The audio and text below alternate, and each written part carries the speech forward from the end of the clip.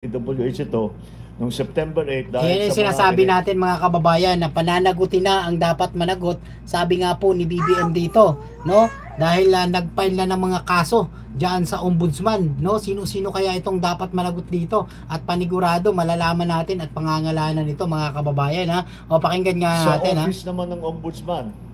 Ano yung ating ginawa para pananagutin itong mga may gumagawa ng kalokohan.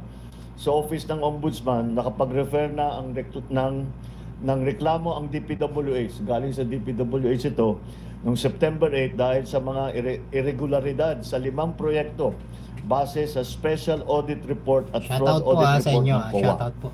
Ma'am Joanne Mula at sa ahensya ng Ma'am Mela. DPWH First District Engineering Ma'am Office, Carolina, shoutout po. ang mga sangkot dito sina Henry Alcantara, Bryce Hernandez, JP Mendoza, Paul Jason Duya. Ang mga kinatawan naman sa mga kontratista ang kasabwat nila ay sa St. Timothy Construction, Wawaw Builders at saka Sims Construction Trading. Lahat yung mga pangalan na yun, matagal na nating naririnig at ngayon ay sila ay Sige po, ma'am. napatunayan, nakasabwat dito sa mga ginagawa sa mga flood control project na hindi tama ang pagka-bid, hindi tama ang pagkakontrata, hindi tama ang pagka-implementasyon, Sir Joseph, shout out, hindi ha? tama ang Thomas pagbayad.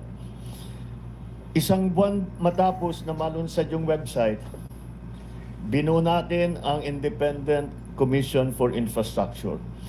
Dahil nalaman natin matindi ang sistema ng korupsyon, hindi lang sa flood control project, kundi pati rin sa ibang proyektong pang-infrastruktura ng gobyerno, kaya ginawa po natin yung ICI.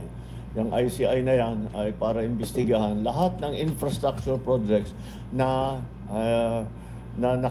kailangan tignan dahil may question kung tama ba ang pagkagawa. At ipapagpatuloy ng ICI yung kanilang na tuloy-tuloy naman ang trabaho ng ICI.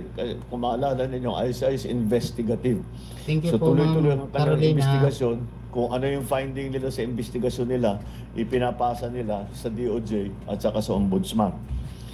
Sa parehong araw, nagsampa ng kaso ang DPWH sa Ombudsman laban sa 20 opisyal ng DPWH ng Bulacan First District Engineering Office at 5 pribadong individual dahil sa paglabag sa Anti-Graft and Corruption Practices and Corrupt Practices Act, Revised Penal Code at Government Procurement Reform Act. Kasama dyan si Henry Alcantara, Bryce Hernandez, JP Mendoza at ang mag-asawang Diskaya. Mula naman noong September 15 hanggang November 5, ang Anti-Money Laundering Council, yung AMLAC, ay nakakuha ng 7 freeze order mula sa Court of Appeals. Saklaw ng freeze order na ito ang kabuuang halaga ng 6.3 billion pesos. Grabe, laki. Nagsimula na ang Solgen na magbuo ng forfeiture case para itong 6.3 billion pesos ay mababawi ng pamahalaan at itong perang ninakaw ay maibabalik sa taong bayan. Yun. Saklaw ng freeze order ito, 6.3 billion. At noong September 18, nakapag-refer tayo muli sa Office of the Ombudsman ng ikalawang batch ng mga kasong kriminal ukol sa 2 maanomaliang proyekto. Ito ang kinakasangkutan ng 6 na opisyal ng DPWH at 2 pribadong kontratista. Andito yata these are the cases. No? Mula naman noong September 29 hanggang November 6, nagsumiti na ang ICI sa Office of the Ombudsman ng criminal at administrative cases laban sa 37 individual na konektado sa mga maanomaliang FCPs. Kabilang dito mga kasong graft and corruption, malversation, falsification, plunder, paglabag sa Code of Conduct for Public Officers.